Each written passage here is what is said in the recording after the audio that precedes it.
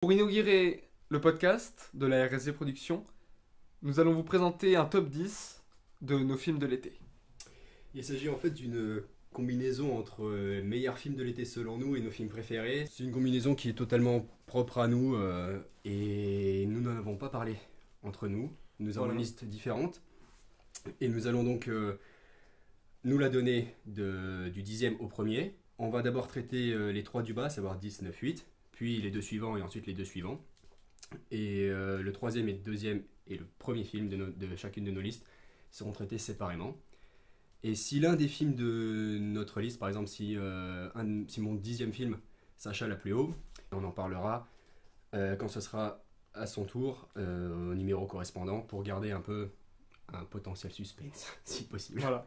Donc évidemment, nos listes seront peut-être trop courtes pour vous, c'est-à-dire que certains films n'y seront sûrement pas. Ce n'est pas parce que nous ne les avons pas aimés, mais c'est peut-être parce que nous ne les avons pas vus. C'est aussi peut-être parce qu'on les a oubliés, on a un peu peut-être... Évidemment, on a peut-être ça préparé de manière professionnelle. Donc voilà, nous ne voulons fâcher personne. Nous allons donc démarrer.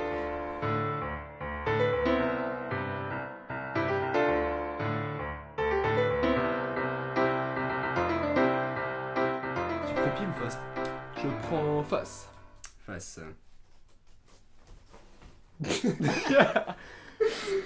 Ok, c'est pile, donc je commence. Donc, à Raphaël de commencer. Donc j'ai 3 mentions honorables, savoir que ma liste fait donc 13 films. J'ai 2 films qui, en fait, la définition c'est simplement film de l'été, mais on n'est pas forcément d'accord sur la définition. Normalement c'est à partir de juin, mais il y a des films qui sont sortis avant et qui étaient encore en salle, où il y a différentes petites subtilités comme ça. Donc il y a 2 films qui seront peut-être refusés par mon collègue, entre guillemets. Non, on verra. De toute façon, les vacances de l'été définissent les vacances. Donc, il y en a qui sont en vacances avant d'autres. Dont toi. Voilà, donc les vacances Donc sont variables. on verra si les mentions honorables sont intégrées par la suite dans la liste, sinon Très bien. je les citerai après. Donc mon numéro 10, c'est un film que j'ai apprécié, mais j'étais assez déçu parce que c'est une suite et j'avais vraiment beaucoup aimé le premier, à savoir le second Spider-Man du MCU, Far From Home. Et est-ce qu'il est sur ta liste déjà? Parce qu'avant que tu en parles. Il est en dehors de ma liste. Ok, alors pour en parler vite fait, le premier pour moi avait vraiment été au-dessus à la fois des Spider-Man de Sam Raimi, que bon, je suis pas grand fan, mais même des Amazing, parce que dans les méchants du MCU, on avait, bon, bien sûr maintenant Thanos, mais il a eu 21 ou 22 films pour se développer, et c'est sûr c'est plus facile.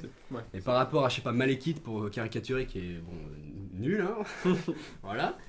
Le vautour, autant il a un développement en tant que vautour, mais il a aussi un développement en tant que le père du crush de Peter Parker. Et à la fois sa révélation et son développement et même le jeu de Michael Keaton sont vraiment, je trouve, excellents dans le film. La scène dans la voiture, tout en implicite, où son crush, je me souviens plus de son nom, mais voilà, mais tu vois de qui je parle.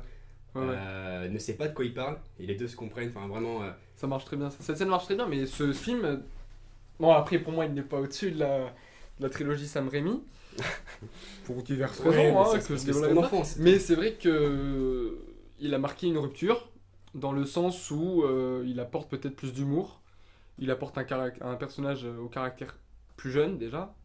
Oui, c'est Spider-Man de Tobey base. Maguire était déjà plus. De toute façon, je le supporte pas en Peter Parker perso. Ouais. C'est un acteur qui disons, divise, mais. Ouais, c'est même pas l'acteur, je pense que c'est la direction du personnage. Tu vois, dans l'histoire, je trouve que Peter Parker est. Enfin, moi je pense que c'est le. J'accroche pas au Peter Parker des Sam Raimi. Pour moi, il est parfait parce que c'est ni un héros, ni un anti-héros, c'est-à-dire qu'il est ni beau, ni laid, il est justement Oui, Peter Parker. C'est pas sur cet aspect-là, c'est genre. Oui, les scènes où. Par exemple, où il est soi-disant photographe et il est dans la rue en train de danser, en train de faire des trucs. C'est sûr. Ça m'apporte rien dans le film et limite je me fais chier. Tu vois. Bon, le 3, j'ai pas aimé. Et le 1 et le 2, ça passe, mais ça passe, tu vois. Alors que Homecoming, j'avais vraiment aimé. Mais bon, pour revenir au numéro 10, qui est la suite. La suite. Du coup, je suis un peu déçu. Parce que, bon, le film est bien en soi. C'est une intrigue correcte, on va dire, pour un film du MCU et un film de comic book. Mais. Juste déçu par l'assemblage, la suite de clichés, quoi. On arrive aux Pays-Bas, boum, il y a un... Oui. Ils sont, voilà. Il y a une Prague, c'est bon, un peu ma ville, et ça n'a pas trop marché, quoi, les scènes, bon, un peu bizarre les scènes à Prague. Mais sinon, le film est bien. Hein. Bon, il est quand même 10ème. Il est pas, déjà, il est sur la liste, c'est bien. Mais ouais, perso, j'ai vraiment aimé les 2 scènes post-génériques. Je trouve qu'elles apportent la première pas mal de possibilités pour un futur Spider-Man. Donc actuellement, on sait pas trop si ça se fera chez Sony ou chez Marvel. Et la seconde, avec la révélation de. Si c'était un spoil, voilà, c'était un spoil, mais désolé. Mais, faudra couper là. Nick Fury. Attention. C'est ça, ouais. De Nick Fury, joué par le Skrull, là. Je sais plus comment ça s'appelle. Talos, il s'appelle. Mais en dehors des scènes post-génériques qui sont intéressantes, le film pour moi était correct, plutôt bien, mais sans plus. Et du coup, le fait d'être un peu déçu après un très bon film fait qu'il arrive que 10ème pour moi. Du coup, toi, il est même pas sur la liste. Non, il est même pas sur la liste. Il y a beaucoup de déceptions parce que je m'attendais vraiment à un vrai méchant, une sorte de vraie force, quoi, un vrai personnage méchant. Et honnêtement, Mysterio, il est pas mauvais. Mais le problème, c'est que si on connaît un peu le personnage des comics, les révélations sont attendues, quoi. Voilà, les révélations déjà sont attendues et même on perd tout le. Alors que moi, je m'y attendais pas du tout. Quand il arrive, il frappe dans Homecoming. Désolé, je reviens sur ce film, mais il frappe à la porte pour venir chercher. Oui, ça c'était une très belle révélation. Mais comment elle s'appelle? Et Michael Keaton qui ouvre et là, waouh! Je pense que personne ne s'y attendait, c'est très bien amené. Et ça change d'ailleurs toute la portée du film. Mais pour moi, dans le 2, il a collé avec le 1 au niveau de l'humour, c'est-à-dire qu'on rigole, mais des scènes beaucoup trop longues. Le voyage, il est un petit peu inutile. Ouais, ça sert avec les lunettes de Tony Stark, parce qu'en fait, ce film sert de. Ouais, Endgame et la conclusion, et ça sert un peu d'épilogue, tu vois, de la phase 3 du MCU où tous les personnages. De toute façon, je dois peut-être en fâcher certains, mais pour moi, Spider-Man, c'est New York. Pour moi, Spider-Man ne peut pas sortir de New York. Peter Parker ne peut pas utiliser ses pouvoirs dans New York. Ça perd tout son sens. On perd toute la grandeur de la ville de New York où il y a un potentiel énorme. Mais là, le fait de s'en aller, ça fait film teenage. On part en road trip en Europe. Je suis assez d'accord, mais bon. C'est le vieux continent, mais pour moi, il n'apporte rien. C'est pas ce qui m'a dérangé le plus, parce que. Alors c'est le personnage qui s'appelle, ils l'ont appelé Dark Monkey ou Black Monkey, je sais plus comment ils l'ont appelé. En l'occurrence, j'ai trouvé la justification relativement passable. Mais voilà, mais c'est correct. C'est pas quelque chose qui apporte. Non, mais je suis d'accord avec toi que Spider-Man c'est New York, mais c'est pas non plus ce qui m'a dérangé dans le film parce qu'il a le droit de partir en voyage scolaire, si tu veux. Le seul truc, c'est que bon. Que ce soit le conducteur de film. Oui, non, je suis d'accord, c'est pas non plus une grande intrigue. Moi, oui. J'étais un peu déçu sur ça. Ouais. Même si dans le 1, il part à Washington, il quitte un peu New York. Pas très longtemps, certes, mais on arrive à garder cet esprit. Non, mais le 1, j'ai vraiment. Enfin, tout est bien amené, je trouve. Là, pour moi, ça va de déception en déception. Alors, oui, ok, on a des effets spéciaux très bien maîtrisés, un jeu d'acteur très bon, mais. Ça va pas plus loin. Pour moi, ça va pas plus loin. Ouais, c'est sûr, les nuages de drones là, c'est très bien fait, mais bon. Bien fait, mais. En même temps, vu les budgets de Marvel, bon, après, il est 200 millions par film. Il est divertissant. Ah non, mais il arrive à être 10ème, et moi j'ai quand même besoin d'être diverti. Hein. Oui, mais moi pour moi, il est quand même en dehors de ma liste. Donc voilà, je l'ai quand même apprécié, mais bon. On va peut-être passer à la suite parce que là, on doit être sur du 15 minutes. On verra. Juste le top 10, le 10ème. Le 9ème, c'est un film coréen, Le gangster, le flic et l'assassin. Alors moi, il est plus bas dans ma liste. Oui, ou plus haut, enfin, je crois comment. Oui, enfin plus haut, oui. Oui, il est. Ok. Non, oui. Ok, donc il est mieux classé dans ma liste. Ok. Ah non 9ème? Non, il est moins bien classé dans ma liste. Ah, il est 10ème? Ouais. Bon, bah, on peut en parler maintenant, quoi. On peut en parler maintenant, mais ils sont tout proches. Tu veux commencer? J'en parlerai pas du coup. Du coup, voilà, le gangster, le flic et l'assassin, du coup, et alors de Lee Won-tae. Attends, j'ai regardé le. 10ème dans ma liste. Lee Won-tae, ouais, un truc comme ça.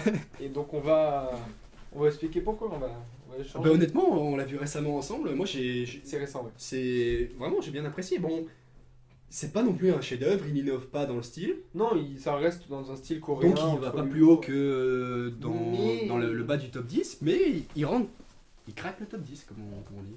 Oui, non, c'est sûr qu'il a une bonne réalisation. Mais pour moi, on quitte le vrai polar en fait, le truc, coréen, c'est que... mais ça. Oui, le polar coréen, tu veux dire du style. Dans le Memories of Murder, ouais, tout ça, voilà. mais ça apporte autre chose. C'est bien de changer, d'apporter un peu d'humour, parce qu'il y a aussi une bonne pointe d'humour dans ce film qui est plutôt pas mal.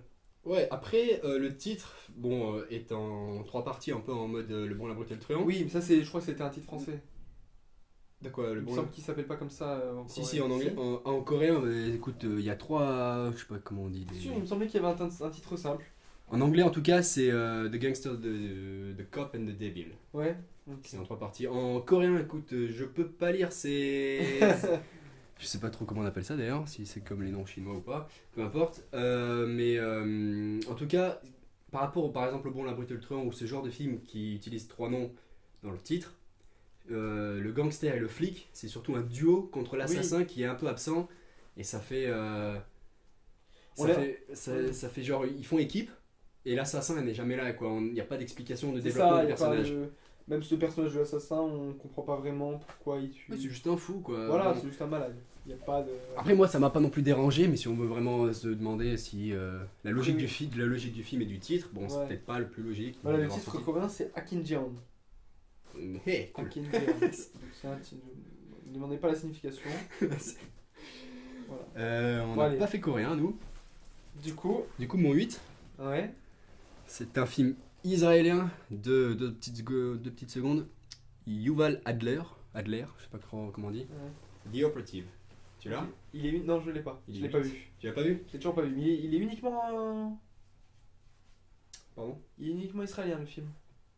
Ah, tu veux dire au niveau de la production? Oui. Non, c'est parce que le réel est israélien. D'accord. Merci de me poser des cols. J'en sais rien. Non, mais c'était juste pour. C'est un film israélo-américano-germano-français. D'accord, très bien. Ouais. Donc il s'agit d'un film, là on quitte totalement Spider-Man et tout, c'est un vraiment tout petit budget. C'est adapté d'un roman qui s'appelle The English Teacher de Yiftach Ratcher Atir. Excusez-moi, l'hébreu c'est pas mon truc. Et donc c'est Diane Kruger, pardon, ouais. Qui joue en fait une agente du Mossad, elle est allemande. Et donc son agent de liaison, c'est Martin Freeman. Et après avoir fait ses preuves, en gros, elle est envoyée en Iran pour s'infiltrer dans la société et si possible rentrer dans les entreprises du nucléaire iranien pour surveiller ça. Parce que le Mossad, c'est Israël, Iran, il y a des tensions quand même. Ouais. Et donc il cherche c'est vraiment espionnage et donc sur mission courte ou alors il y a une sorte d'agent dormant non, si tu veux, c'est un film d'espionnage, mais genre pas du tout d'action, hein. C'est pas du tout en mode Jason Bourne. C'est vraiment, elle est là, son métier officiel, c'est professeur je crois, d'anglais et de français. Très bien, ouais. Ou d'allemand et de français, je sais plus. Okay. Parce que vu que l'actrice parle anglais, français et allemand, c'est assez pratique. Et donc, si tu veux, elle est à l'école proche de l'entreprise qu'elle désire infiltrer, et un jour elle s'occupe du fils ou du neveu, je crois, du patron de l'entreprise. Du coup ils se rencontrent et au final ils vont développer je vais pas trop spoiler, mais une relation d'amour, et au final elle va réussir à rentrer au sein de l'entreprise simplement comme traductrice des contrats, si tu veux. Et du coup le film est convaincant, on y croit. Moi je trouve si tu veux, il y a pas un énorme suspense parce qu'en fait au niveau de la chronologie, le tout début du film, ça c'est pas un spoil si tu veux, c'est la 30 premières secondes, c'est Martin Freeman qui reçoit un appel de détresse de Diane Kruger. Donc on sait qu'elle s'est fait repérer. Et c'est ce qu'on croit en fait, sauf que si tu veux, en fait, il avait quitté le Mossad, et donc en fait tout le film se passe, Martin Freeman cherche avec les autres agents du Mossad à recomposer son passé. Ok, donc tout ce qui s'est passé. Donc il n'y a pas énormément de suspense, même si on n'a pas la fin exacte. Ouais, voilà. On arrive, la dernière scène, on revient dans la chronologie normale, dans le présent, voilà. Mais tout le reste, c'est une sorte d'explication, même si on suit l'actrice, au final c'est comme si c'était une narration de Martin Freeman, tu vois. Et la toute fin, il y a un petit truc qui m'a dérangé, c'est que la toute fin, ils ont essayé de faire une sorte de scène d'action, mais je sais pas si c'est le budget ou quoi, ça fait pas du tout scène d'action, et ils la coupent. Alors tu peux te dire, c'est pour laisser le suspense. Et le problème, c'est que les événements font que pour moi, elle a aucune chance de survie, à part si tu me le démontres, si tu veux. Et je suis un peu laissé sur ma faim, si tu veux. Et du coup, mais après, j'ai vraiment apprécié le film, et c'est vraiment petit budget et tout, faut pas s'attendre à un gros film d'espionnage. Hein. C'est un film. Pas petit budget, on a quand même de très bons acteurs. Ah oui, mais je pense que. On doit quand même être sur un bon 20 millions de budget. Écoute, je sais pas, je vais chercher. Mais. Attends. Okay. Bon, mais c'est. Faudra que je le vois, du coup, c'est un film qu'il faut. Non, mais en tout cas, ça sent, tu vois, le film, genre. Un peu film d'auteur, tu vois, dans la texture, ça se dit pas, mais dans la patte, voilà. Dans mon avis, c'est pas un énorme budget, si tu veux, mais en petit film comme ça, il a quand même eu quelque chose à Berlin, je sais plus, il me semble que c'est à Berlin, ouais. L'ours d'argent, peut-être, ou un truc comme ça. Peut-être. Je sais plus. À vérifier, mais en tout cas, il a eu des récompenses européennes, bien sûr, pas américaines, mais voilà. Du coup, ton 10 ? Mon 10. Donc, moi, j'avais 13 films, du coup. Oui, moi aussi, j'en ai 13. On en aura 3 qui seront pour la fin. Du coup, hors catégorie, on les ouais, mention honorable, quoi. Ouais, mention, on en parlera après, du coup. Ouais, bah, pour pas, sinon, ça spoil un peu ce que t'as pas, quoi. Voilà. Dans ta liste. Donc, moi, en 10ème, du coup, bah, comme je l'ai dit tout à l'heure, donc, le gangster, le flic et l'assassin. Ouais. Donc, pas besoin d'y revenir dessus. En 9ème position, je sais pas si tu l'as dans ta liste, peut-être. Il me semble pas, on s'en est pas tellement parlé. C'est 90s de Jonah Hill. Non, je l'ai pas vu. Tu l'as pas vu ? Oui. Alors, c'est un très bon film sur le skate dans les années 90 à Los Angeles. Ah, mais si, ça me dit un truc, tu m'en avais parlé, non ? Donc, ouais, mais c'était vraiment film indépendant. Début de l'été. De quoi ? Début de l'été. Début de l'été, on est sur du. Ouais, début juin, fin mai, quoi. Ah oui, tout début, quoi. Non, vraiment tout début. Ok, parce que, évidemment, les films à petit budget comme ça sortent vraiment avant pour éviter les grosses productions de l'été. Pour éviter les blockbusters Marvel. Parce qu'on est là, on est vraiment sur un petit budget de Jonah Hill. D'ailleurs, son premier film. Ouais. Premier film derrière la caméra. Donc, et pour un premier film derrière la caméra, c'est vraiment très convaincant de la part du réalisateur qui est déjà très jeune encore. Il me semble qu'il est de la trentaine. Et donc, on peut s'attendre à une. Donc, voilà, donc on est sur le skate dans les années 90 à Los Angeles. Et on suit du coup un jeune garçon. Combien t'as dit ? Une trentaine ? Ouais. Ouais, 35 ans. 35 ans, voilà. Encore très jeune. Donc, ouais, on suit un jeune garçon donc, dans le Los Angeles un peu populaire. Donc, qui vit dans une famille du coup monoparentale, uniquement avec sa mère.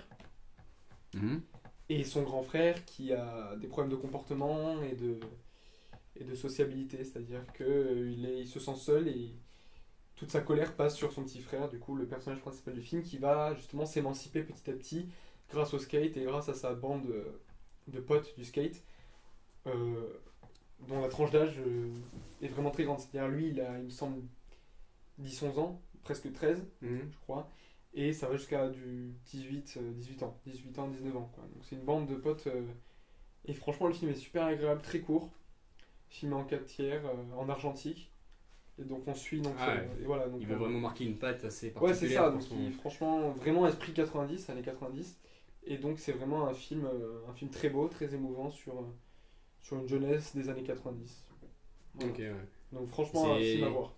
C'est plus drame ou plus ces films d'adolescents en mode limite un peu comique des fois?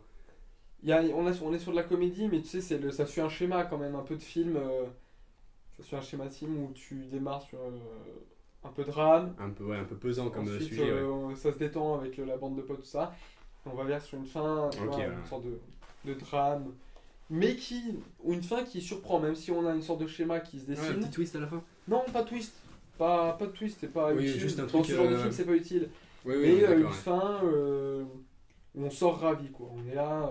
On a hâte vraiment de voir. T'es satisfait quand tu sors du film. Ça, on a hâte de voir ce qu'il nous propose après encore. Ok. Donc c'est vraiment un très beau film. Donc et avant que tu passes au suivant, j'ai vérifié le budget, en tout cas sur Wikipédia, même si c'est pas entièrement sûr, 16 millions. Oui, donc c'est déjà. Pour un film américain, c'est quand même un beau budget. Hein. C'est un beau budget. Bon, pour nous, c'est un beau budget. Pour un film américain, c'est ce qu'ils considèrent quand même dans les films. C'est dans la tranche des films indépendants. Mais bon, c'est plutôt pas mal, hein, quand même. Oui, ça peut aller jusqu'à 35, 40, un film indépendant là-bas. Hein. Nous, c'est un énorme budget ça en France, mais bon. Oui, sachant que ça se trouve, c'est que Jonah Hill qui a mis tout l'argent dedans. Je t'avoue que sur Wikipédia, ils mettent pas les. Ah, attends. Ça, c'est ma 9ème position. J'aurais aimé le mettre plus bas, mais j'avoue que le classement a été fait à la va-vite. Quand tu dis plus bas, c'est genre vers le 1? Oui, mieux. Ok, moi je dis plus haut, mais. Ouais, plus haut, mieux classé quoi. Non, mais c'est pas grave, on se comprend. J'aurais aimé, mais après, j'ai vraiment un choix de films qui varie énormément quoi. Ah, après, c'est le bazar. Donc là, on avait film coréen, maintenant on est sur un film américain. C'est ton 8 là? Et mon 8ème, du coup, on repart sur un film américain. Vas-y. Que tu as sûrement dans ta liste, même, j'en suis sûr. C'est Endgame. Ouais, mais il est un peu plus haut. Moi non, il est pas non plus. Pas non plus, c'est-à-dire. Il est pas non plus dans le top 3. Bon, quoi, hein. Oui. Tu verras, mais il est un peu plus haut. D'accord. D'ailleurs, je vais en parler dans la liste juste après. Ok. Donc voilà, on, Endgame. On passe à mon 7 du coup. 8ème du coup. On en parle maintenant, Endgame ou... Non, il est un peu plus haut, il est pas tout de suite, c'est pas mon 7. On en parlera quand on en parle quand j'arrive. Donc 8ème Endgame pour moi. Ok. On va en parler dans pas longtemps. Donc mon 7ème, c'est un film qui est vraiment pas. Qui va vraiment pas être reconnu pour son scénario, si tu veux. Un énorme budget, vraiment. Je crois dans les 250 millions de budget de production, hors budget promotionnel. C'est Hobbs & Shaw, le premier spin-off de la saga Fast and Furious. Il n'est pas dans mon classement. Ok. Pourtant, on l'a vu ensemble. J'avais bien aimé. Et honnêtement, c'est vraiment pas le genre de film que je trouve bon film, tu vois. Moi, je préfère la saga Fast and Furious. Et pour moi, c'est. Mais la saga, pour moi, il y a deux sagas. Genre, à partir du 5, c'est plus la même chose, tu vois. Si. Ah non, à partir de Dwayne Johnson, c'est plus pareil. Ça part en. Bah là, on garde l'esprit famille. Là, ils vont à 100%. On garde l'esprit famille, l'esprit barbecue. Et là, on l'a pas, justement. L'esprit Corona. Voilà, mais l'esprit Corona. Là, ils ont essayé de. Putain de siège, pardon. Ils ont essayé de remettre l'esprit famille avec les Samoa, là. Mais un peu différent, donc bon, ça m'a pas dérangé. Mais moi, c'est pas tellement sur l'histoire en elle-même, c'est juste. Ils ont voulu faire un film que d'action, on s'en fout du scénario. Oui. Les mecs, ils ont mis un F-35 avec 2 sièges à côté. Bon, laisse tomber, il a atterri dans le jardin, même s'il a un atterrissage vertical, ok, mais. Enfin, n'importe quoi le film, tu vois. C'est sûr. Mais, grosse scène d'action, tout ça, en mode G.I. Joe, en mode on va faire des conneries. Et ils ont suivi la route qu'ils avaient décidé de prendre. Et je trouve que ça passe pour ce qu'ils ont décidé de faire. De toute façon, on est sur un film mind the fuck comme la saga Fast and Furious, c'est-à-dire des choses improbables. On est déjà plongé dans un univers improbable où toutes les scènes d'action qu'on va voir. Mais là, ça se rapproche carrément de la science-fiction avec le Superman noir, comme il s'appelle, mais. Clairement. Idris Elba qui fait un. Je me souviens plus, Brixton il s'appelle. C'est ça. En gros, il a une colonne vertébrale en métal où il a des améliorations. Une sorte de cyborg, on est presque sur un cyborg. Ouais, presque. Bon, peut-être pas non plus General Grievous, mais. Non, oui. non. Mais voilà quoi. Mais sinon, dans le casting qui n'était pas qui n'était pas pro. Enfin, dans les bandes annonces, dans tout ce qui est dans les posters promotionnels, tout ça, on a Kevin Hart et surtout Ryan Reynolds. Qui viennent apporter un petit côté pour moi inutile.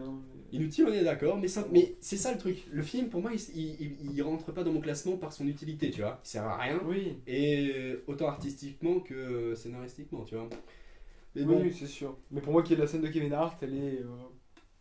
Oui, non, mais. Elle est inutile. Oui. Moi, je trouve, à la limite, les deux personnages sont sympas, tu les vois, t'es content de voir ces acteurs. Les scènes post-génériques avec Ryan Reynolds, ça va rien, mais. Non. Bon. Enfin, peut-être, faudra voir la suite, mais. Keanu Reeves était prévu pour le rôle du. Tu sais, ils ont mis un ordinateur. Ça aurait été sympa de le voir. Ils auraient mis tous les gros acteurs d'action ensemble, tu vois. Ça aurait rallongé le film. Non, tu le mets juste pour une scène et puis tu fais une suite à Hobbs & Shaw, quoi. Oui, une suite, ouais, c'est vrai. Parce que c'est pas censé être un spin-off, ils sont censés démarrer une saga de spin-off carrément sur ces deux personnages-là qui reviendront. Est-ce que ça marchera? On verra bien. Moi, j'y crois pas forcément. En tout cas, ça marche bien au niveau du box-office, mais. Oui. Mais pour moi, on est en dehors de la saga de Fast and Furious. Oui, non, mais après, c'est pas un grand film. Mais si tu veux, il rentre parce que je passais un bon moment. Oui. Des fois, je rigolais, et pas parce que c'était drôle, parce que c'était ridicule, mais bon, au final, c'est un peu le but du film. Des fois, et t'as l'impression même, c'est fait exprès, ils se foutent de leur propre gueule, tu vois. Ouais. Je sais pas si c'est très poli, mais bon, peu importe. Oui, une sorte d'autodérision. Voilà, je trouve. Une sorte d'autodérision. En même temps, le mec qui parle pas français, tu sais. Tu sens qu'ils ont voulu faire une grande blague entre eux, quoi, et s'amuser. Avec un très bon budget, parce qu'on est sur du Dwayne Johnson. Non, mais moi aussi, je m'amuse avec 250 millions de centimes, tu vois. Enfin, non, ça fait déjà beaucoup, mais. C'est pas mal. C'est plutôt pas mal. Non, mais c'est sûr que. C'est sûr que c'est. Ouais, ils ont voulu faire s'amuser, quoi. Ouais, c'est une grande farce, quoi. Oui, puis on est sur du Dwayne Johnson, à mon avis, acteur mieux payé 2019, encore une fois, non? Peut-être pas. Je t'avoue que là, on est sur les chiffres des studios récemment, mais j'ai pas vu les chiffres des. Il me semble qu'il a fait que ce film cette année. Bah non, en décembre, il a le film avec Emily Blunt de Disney, là, Jungle Cruise. Ouais. Je pense que Disney il paye bien, tu vois. Oui. Et puis il risque d'avoir la suite de Jumanji. Je sais pas si elle sort en 2019, je crois que c'est pour. Mais elle a dû être tournée, donc elle devait être payée, mais bon voilà. Je sais pas si les. Ouais, je sais pas comment ils comptent les cachets, si c'est l'année de. Gros casting, quoi. Ouais. En tout cas, bon, on va pas rester trop longtemps sur ce film-là. Ouais. Mon numéro 6, t'as failli en parler, donc on va en parler ensemble, c'est Endgame. Parce que bon, ils réussissent quand même à apporter pas mal de choses et à faire une bonne conclusion en mode satisfaisante. Oui. Mais on est quand même tous les deux déçus sur plusieurs points. Moi, je pense que, ouais, il y a une grosse déception parce que le film en lui-même pose beaucoup trop de questions qui n'ont pas de réponse. Ouais, ceci dit, certaines réponses qui ont été apportées à la fois après le film par l'équipe technique et d'autres par simplement les fans qui ont revu les films précédents ont été satisfaisantes, je trouve. Oui, mais pour moi, un film, tu peux pas le justifier ou l'expliquer en dehors du film lui-même. En dehors de ces ça qui, un film doit être compréhensible dans son entièreté. C'est ça qui me dérange moins, contrairement à toi, parce que les questions qu'il pose, je trouve pas que ce sont des questions qui te permettent de comprendre le film. Tu peux comprendre le film, t'as tout un tas de questions, mais t'as quand même à peu près compris le film. Oui. Par exemple, moi, quand je parle d'explications satisfaisantes, ou vraiment, quand tu regardes les films précédents, c'est Captain America, est-ce qu'il y a un deuxième Captain America, tout ça, ils ont été obligés d'expliquer que oui, mais par exemple, avec la scène dans Civil War où Steve Rogers, en mode. Comment il s'appelle, Chris Evans, porte le cercueil de Peggy Carter sur le plan large, on voit un homme avec les cheveux blancs de l'autre côté le porter également, et c'est censé être l'autre Steve Rogers, et dans Le Soldat de l'hiver, elle dit qu'elle s'est mariée avec un homme avec qui elle a eu une excellente vie. Et effectivement, ils se sont mariés. Donc bon, il y a des réponses satisfaisantes. Et même ça pose plein de problèmes à côté. Non, parce que il a bah si. Non, il a décidé de pas. En même temps, c'est normal qu'il décide de pas rester, de pas se montrer à l'autre Captain America, du coup, de ne pas se révéler à lui-même en fait. Oui. Mais bon. Le fait de partir dans le temps, déjà, c'est très casse-gueule pour moi. Ça fout la merde direct. Mais après, ce qui sauve le film, c'est une dernière bataille incroyable. Il faut le dire, c'est non, qui le sauve pas. Non, moi je croyais que tu allais dire ce qui sauve tous les Avengers, c'est la petite souris là, qui appuie sur le bouton pour sortir Ant-Man. Non, mais pour moi, ce qui remonte bien le film, d'ailleurs, ce qui clôt le film aussi, c'est la grande bataille finale qui est juste incroyable et magnifique en fait. Ah, oui. On est sur une. Après, il y a plein de personnages qui sont juste en arrière-plan. Mais pour moi, ils sont tous utilisés bien et correctement. Et... Doctor Strange, j'étais un petit peu déçu au niveau, il arrête l'eau quoi. Ouais. Wow, magnifique. On est sur du Dumbledore. Bon, après, il fallait pas qu'il intervienne, je sais pas quoi, d'accord, c'est bon. On est sur du Dumbledore. Ils ont réussi à le justifier de manière. Oui, Dumbledore, mec, ça va pas trop coller pour moi, mais si tu veux. Quand il essaye de noyer le petit Voldemort là. Mais non, et pour moi, c'est une scène de bataille. Enfin, c'est une bataille magnifique qui se clôt merveilleusement bien par la mort de Tony Stark. Enfin, merveilleusement bien. C'est-à-dire, c'est une belle mort. Oui, je comprends ce que tu veux dire. Je sais pas si t'as vu les scènes coupées. Ouais, quand il s'agenouille. Il ploie le genou, ouais. Les réalisateurs ont dit que ça ferait trop parce qu'on a déjà la scène d'enterrement après et que ça ferait 2 fois. Mais moi j'aurais préféré personnellement qu'il ploie le genou. T'enlèves toute la scène d'enterrement ? Pour moi tu peux la laisser. Ouais, après le seul truc c'est que dans la scène coupée on voit Gamora qui part, alors que moi j'aurais vraiment parié que Tony Stark l'aurait snappé, bon ça se dit pas mais voilà, parce qu'il pouvait pas savoir à ce moment là que Gamora avait changé de camp, mais bon. Donc on suppose que Gardien 3 ça sera la recherche de Gamora quoi. En mode à la recherche de Spock, Star Trek 3 ou 4, je suis pas sûr de moi sur mes connaissances Star Trek. Mais... il faut avoir le rôle de Thor là-dedans quoi. Mais sinon dans Endgame, 2 personnages qui sont un peu moins présents dans les autres, c'est Black Widow et Hawkeye, surtout Hawkeye avec la présence de sa famille, j'ai vraiment apprécié cet aspect là, et la mort de Black Widow, enfin le sacrifice plutôt, les tentatives de sacrifice de Hawkeye et de Black Widow, et c'est finalement Black Widow qui arrive à se sacrifier. J'ai vraiment aimé beaucoup cette scène. Et un peu longue mais elle est belle. Pardon ? Un peu longue mais belle. Moi j'ai pas trouvé longue cette scène. Il y a trop de fois, c'est moi qui te retiens, c'est moi. Pour moi une fois ça aurait été beau. Ouais, c'est 2 fois je crois, un truc comme ça, et après elle saute, un truc comme ça, mais... 3 fois hein. Ah peut-être, je sais pas. Il court, elle court, il lui fait un tir d'arc. Ouais, le truc explosif là qu'il a fait tomber, ouais. Ensuite, elle le pousse, elle court, il la fauche. Tu vois alors. Ensuite, elle saute, il l'attrape. Pour moi, c'est un peu long. Ouais, ça m'a pas. Tout ça devant Crâne Rouge qui. Oui, alors ça, j'aurais bien aimé me voir une petite confrontation, reconfrontation avec Captain. Ouais. Mais est-ce que c'est une confrontation parce que c'est même plus Crâne Rouge. C'est une entité qui prend l'apparence de Crâne Rouge. Bon, bref. En tout cas. En gros, il arrive à percer le classement parce que c'est quand même une belle réussite de réussir à conclure 22 films. C'est sûr. En mettant à peu près tous les personnages quand même. Mm. Mais il n'a pas cette capacité à être regardé pour moi comme certains autres Marvel. Du coup, même si le combat final est épique, ça reste certains moments restent longués pour moi et Ouais, je comprends. du coup il arrive que 6ème, ce qui est quand même pas mal, mais il arrive pas dans le top 5 qui est assez fermé pour moi. De 6 à 10 ça peut varier, 5 à partir du 5 tu verras c'est assez voilà. Okay. Du coup là tu veux faire le 5ème ou alors non on passe à 7-6 pour toi puis bon, on fait ton 7-6, 5-4, 5-4 et puis 3 ensuite. Alors moi en 7ème position. 7ème position ouais. Peut-être qu'on Raphaël va trouver ça bizarre. Vas-y. Je mets les studios Pixar avec Toy Story 4. Comment ça tu mets les studios Pixar? Enfin, je mets en gros en 4ème position ça sera Toy Story quoi. Le 4ème. Ah et je crois que tu mettais 2 films parce que je me souvenais pas. Non. C'est en Toy gros Story 4 les studios Pixar. Ok bah n'en parle pas, il est beaucoup plus haut. Ah ouais. Et du coup en 6ème position. Ouais. Moi j'ai Douleur et Gloria. Ah ouais d'Almodovar. Ouais non, toujours pas vu. Vas-y. Pour moi on est sur une œuvre parfaitement aboutie du réalisateur.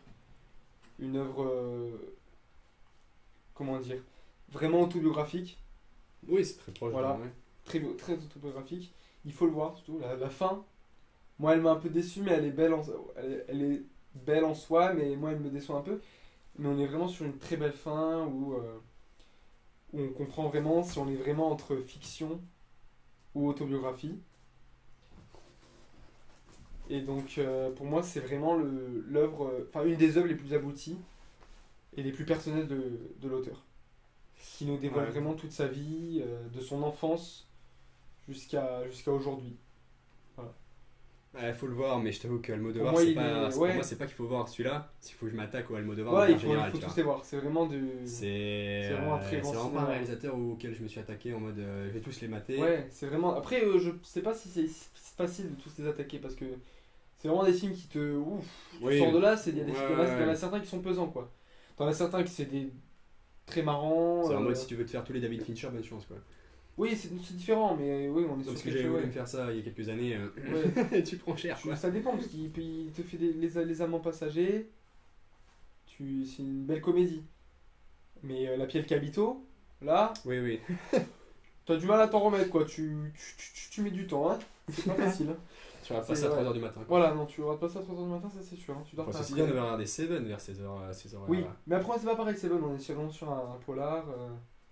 Tu sais à quoi tu t'attends. Il y a quand même des scènes. Oui, mais tu veux dire, c'est de la. Ouais, je vois. Là, c'est très psychologique, La Piel Cabito. La Piel Cabito, c'est psychologique, c'est malsain, mais c'est un très beau film. C'est un très grand film même. Voilà, donc pour moi, Almodovar avec son Dolor et Gloria se classe. Il méritait peut-être plus de médiatisation. Ouais. Après, il me semble qu'il sera aux Oscars. Il y a 2 films espagnols, il me semble, aux Oscars. Non, alors il y est peut-être pas. S'il est espagnol, ils ont le droit d'en mettre qu'un, c'est un film par. Non, alors il me semble que ce sera un autre film espagnol de. Comment il s'appelle? J'ai oublié son nom. De Amenabar. Non, Amenabar. C'est qui a tourné dans la ville de Salamanque. Ah, chez toi? Ouais. Là où habite mon papy. Et ouais, grosse révélation sur les Garcia. C'est un film qui se déroule du coup pendant la guerre civile espagnole sous Franco. Ce film-là? Ouais. Tu veux que je cherche? Tu peux chercher, mais c'est le réalisateur est très connu. Hein. C'est ça, c'est Amenabar. Ouais, Amenabar, ouais. Celui qui a fait Les Autres. Les Autres, ouais, c'est ce que je vois. Attends, mais j'en vois pas de 2000. Et qui a une bonne carrière quand même aux États-Unis. T'es sûr qu'il a fait un film cette année?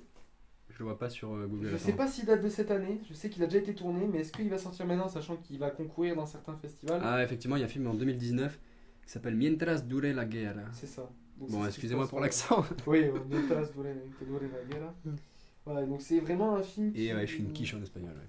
Voilà, donc ça, c'est un film mais qui peut créer la surprise. Il n'y a pas de page Wikipédia, donc je pense que. Non, je pense qu'il va faire les festivals. Ah bah là, c'est la période. Là, il y a TIFF qui commence dans 2 jours, je crois. Mais c'est ça. Lui, celui-là a été sélectionné aux Oscars. Ah bah ça peut être pour la catégorie film étranger. Ah voilà. Bah. Mais c'est un réalisateur très connu pour les films américains aussi. Il a notamment inspiré Vanilla Sky avec Tom Cruise. Tom Cruise est fan de ce réalisateur. Bah ouais.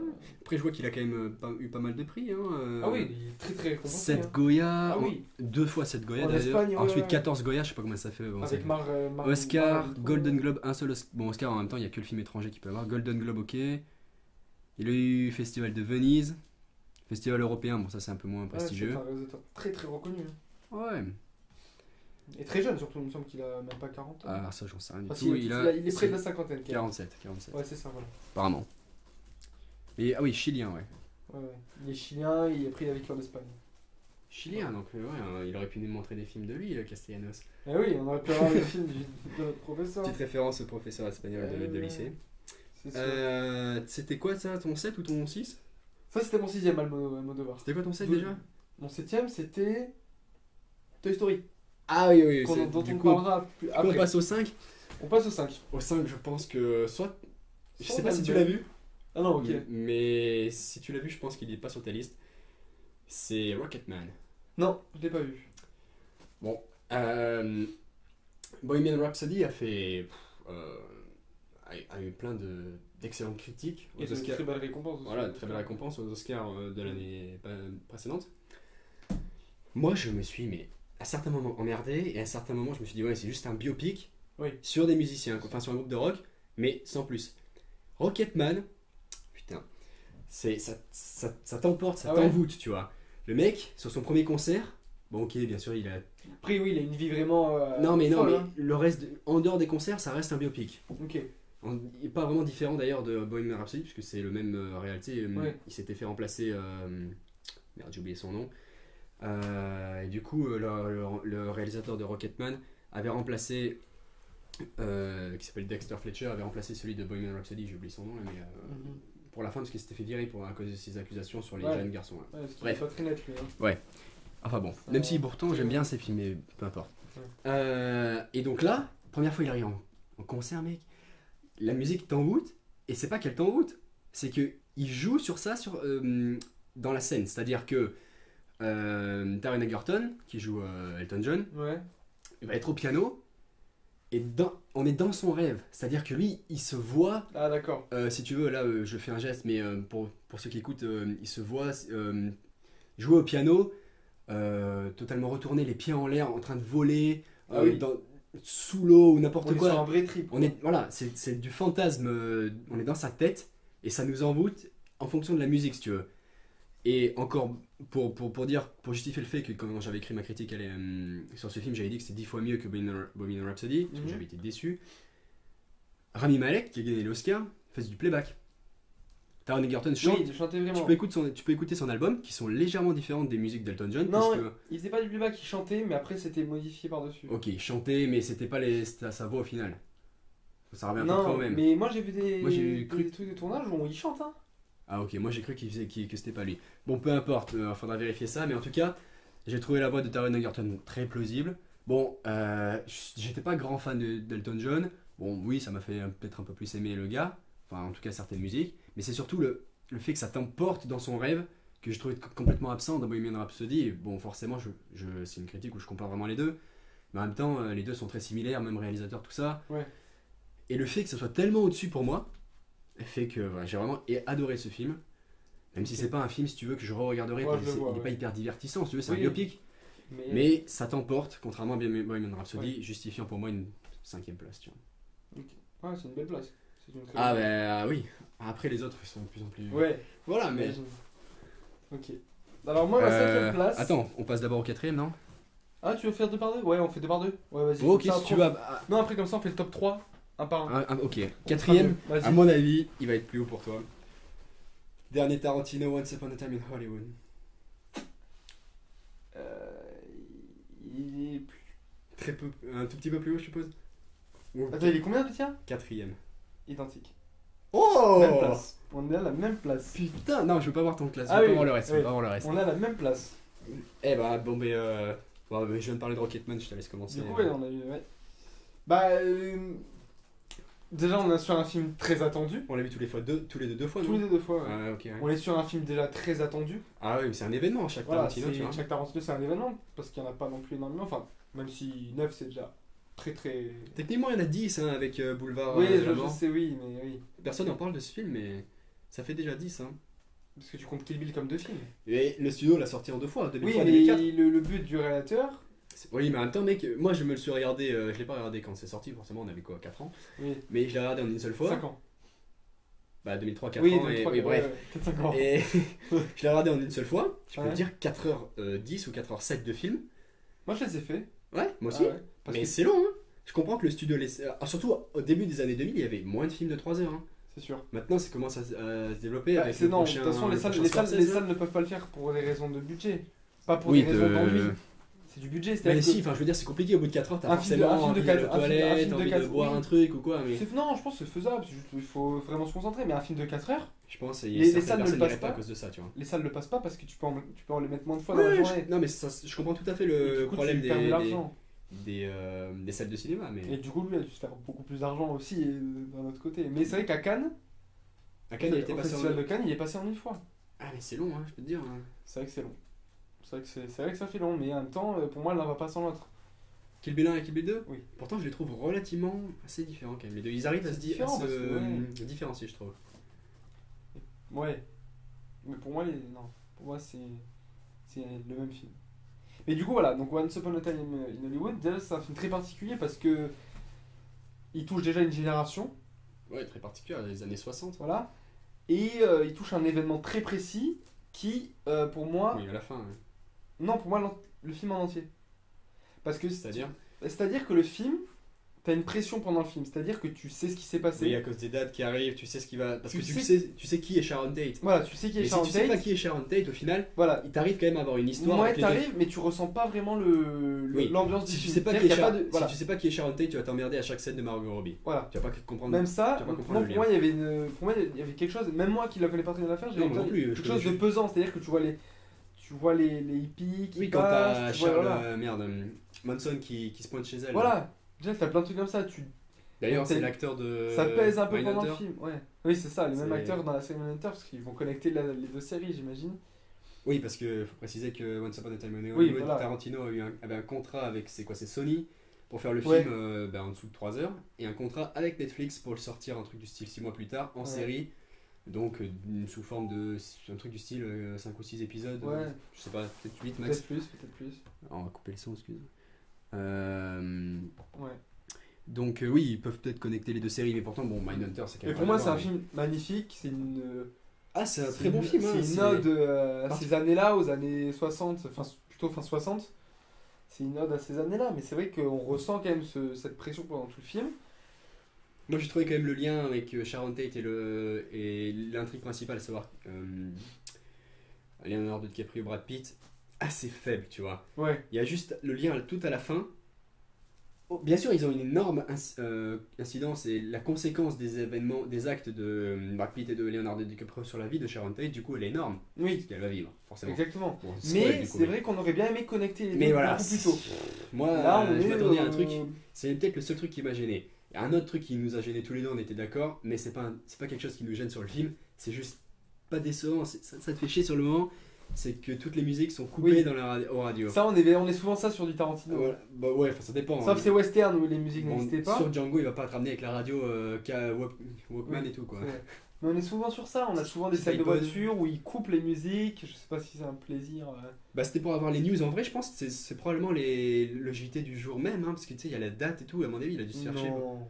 Mais tu sais, il dit juste. Enfin, je me souviens Mais plus. ça, il s'est rajouté au montage après. Hein. Ah non, mais bien sûr, mais ce que je veux Oui. dire, c'est que c'est probablement des infos Oui. de l'époque. Ah oui, c'est ça, oui, oui. Il a c'est pas, il sûr. a pas juste Ah non, les oui. infos, c'est pas juste il fait beau sur Los Ouais, Angeles, c'est ça, il dit un ouais. truc, bon je Ouais, j'ai pas je sais entendu ce plus qu'il dit, mais. moi non plus. Ouais. Mais voilà, mais il coupe Ouais, la ouais. radio, et en gros il coupe à un moment, il coupe Mrs. Robinson. Ouais. Ah c'est chiant, ça c'est pile au moment du refrain, Très mais très bon. chiant. Mais après, voilà, on est sur le Tarantino, donc on a une très belle BO. Ah ouais, ouais. Et voilà, on est sur. Après, moi je suis. Tarantino, il est considéré comme l'un des meilleurs réalisateurs actuels. Je suis pas le plus grand fan de Tarantino, souvent je me fais chier sur certaines séquences. Ouais. Et là, il y a une séquence où c'est également le cas. Ouais. Mais le film, pour moi, arrive à être au-dessus de pas mal de ses autres films. Ce qui fait que ça reste un très bon Tarantino. La séquence qui me dérange un peu, c'est la séquence du ranch. Pour moi, je la trouve longue et à demi inutile, quoi. Oui. Ok, ils se rencontrent à la fin. Mais ni... C'est Swamp Ranch. Ouais, un Ça, truc comme ça, ouais, je sais plus comme quel est ça. le nom du ranch. Mais ni le Cliff Booth, qui est le cascadeur interprété par Ouais. Brad Pitt, ni Tex, il s'appelle, Ouais, Tex. ne se reconnaissent. Du coup, les C'est- mecs, elle fait quoi, un quart d'heure cette scène? Cliff reconnaît. Oui, à la fin, il fait au début, il le reconnaît pas. Et après, il fait justement, ça Ah, apporte une T-Rex. blague. Non, c'est plus con que ça. Ouais. Là, un peu, voilà. It's dumb on the net. Voilà. Plus. Presque sous l'emprise de la. Oui, sur le LSD, quand il a pu la lumière. Oh, bad idea. Cette scène elle est très très marrante. Avec le et c'est dommage qu'elle arrive maintenant, c'est-à-dire qu'on est sur une vraiment. Ah non, mais la climax à la fin. Wow. Ah ouais, mais le climax il est. Une intensité d'un coup. Avec Leonardo DiCaprio dans la piscine. What the fuck. Non, c'est vrai qu'on est sur une très belle. Et je pense que cette fin, s'il n'y avait pas. Parce qu'on a une intensité vraiment très basse pendant tout le film. Ouais. S'il n'y avait pas cette intensité basse pendant tout le film. Ah oui. La dernière scène serait pas moins, aussi. Voilà. Elle se dégagerait moins. Voilà, là, elle se dégage, elle est spectaculaire. Mais du coup, l'autre se dégage aussi comme étant un peu chiante limite. Hein. Ouais. En fait, quand il visite le ranch, t'as un peu de tension. Oui. Quand il arrive pour voir son pote qui s'appelle George, je sais plus comment. C'est le gars aveugle là et tout. Là, je perds l'intérêt là. Je me dis, qu'est-ce qui se passe? Parce qu'au final, tu dis, ok, il va avoir un lien. Il a été, je sais pas, séquestré, tu vois, et tout. Non, que dalle. Le mec, il dit qu'il est aveugle et qu'au final, il est bien là où il est. Ouais. Ok, bon, ça montre quand même que les hippies profitent de lui. Mais on aurait pu le faire, je sais pas, autrement, plus rapidement. Moi. Voilà quoi. Non, c'est clair. Après, la scène de Bruce Lee est pas mal aussi. Hein. Marrante, très marrante. Très marrante. Il y en a qui n'ont pas beaucoup aimé. Ouais, sur l'interprétation de Tarantino de Bruce Mais ah oui, c'est ça. moi j'ai kiffé le. T'inquiète, je le remettrai le. Il a déglingué mon coussin, mais c'est pas grave. Mais tu sais, Bruce Lee il fait le. Oui. Et Brad Pitt. Ouais, il fait tout doucement, il fait. C'est pas mal. Ouais, ça m'a fait marrer ça. Mais sinon, quand il pète la voiture. Ah bah la voiture, elle en dirait autrement. Ma voiture. My car. That's my car. Ouais, non, sinon, très bon film. Ouais. Bon, après, bien sûr, au niveau du jeu des acteurs, vite fait, pour pas rester trop longtemps sur ce film. Ouais. Brad Pitt joue très bien. Moins en tant que chef. Souvent, il est chef d'équipe ou tu vois, ce genre de truc. Oui. Là, il joue bien le gars en retrait, je trouve. Même si DiCaprio a plus la vedette, parce qu'il joue un acteur. Et du coup, doit jouer plusieurs rôles différents. Mais Brad Pitt a son moment. Ah non, mais Brad Pitt, il joue le LSD principalement. Voilà, le rang. Mais tu sais, la scène où il joue avec la fille, Leonardo DiCaprio, même la scène où il doit mal jouer, c'est bien mal joué, tu vois. C'est très bien fait. Ouais. Et la scène où il joue avec la fille, enfin vraiment très très bien joué. Margot Robbie, j'ai rien à dire parce que sa performance est pas excellente, mais elle est pas nulle. C'est juste qu'elle joue bien, mais. En fait, elle est. Tarantino lui donne pas un rôle. C'est pas qu'elle est pas excellente, je retire, c'est qu'elle est. Elle a rien pour briller, si tu veux. Bon, oui, c'est. Elle a pas un rôle exploitable, quoi. Voilà. Et ok, elle est dans toutes les promotions, elle est en 3ème rôle. C'est vrai que sur le poster, elle est un peu plus petite que les deux autres personnages, donc tu peux supposer qu'elle va avoir un rôle un peu inférieur. Mais je trouve que elle est pas liée, elle a pas d'interaction avec les autres personnages. Elle est toute seule dans son cinéma en train de regarder son propre film. Ce qui fait qu'au final, elle a moins de possibilités d'avoir de bonnes performances. Bon, elle joue bien, hein, rien à dire, mais bon, sans plus quoi. En tout cas, très bon film, donc 4ème. Et du coup, t'as déjà ton 4, ton 5 maintenant? Ah oui, moi j'ai déjà mon 4. Parce que là, je crois que c'est beaucoup plus long que ce qu'on avait prévu. Ouais, on est sûr. Oh, aïe. On est sûr de combien? 50 minutes. Ouh, aïe, ça va être compliqué. En 5ème, moi j'ai Anna. Anna de Besson. Tout petit peu plus haut. Ouais. Bon, du coup, ben, on en parle maintenant, c'est mon 3ème. On en parle maintenant, ouais. C'est mon 3ème, c'est juste après. Bah, ouais. Et pour moi, on est sur une très très belle œuvre de Besson. Pareil, un réalisateur que j'apprécie pas forcément, mais le film de cette année, magnifique, j'ai trouvé excellent. Alors pour moi, Besson, c'est toujours pareil, c'est un film bon sur deux, c'est sur ces dernières années, là, c'est... C'est-à-dire que c'est pas au niveau... C'est-à-dire qu'il cherche pas à faire une œuvre dans le style Tarantino. Mais l'intrigue, je trouvais très bonne. Ouais. Très bon film, film d'espionnage, tu vois. On a un choix d'actrice quand même très audacieux.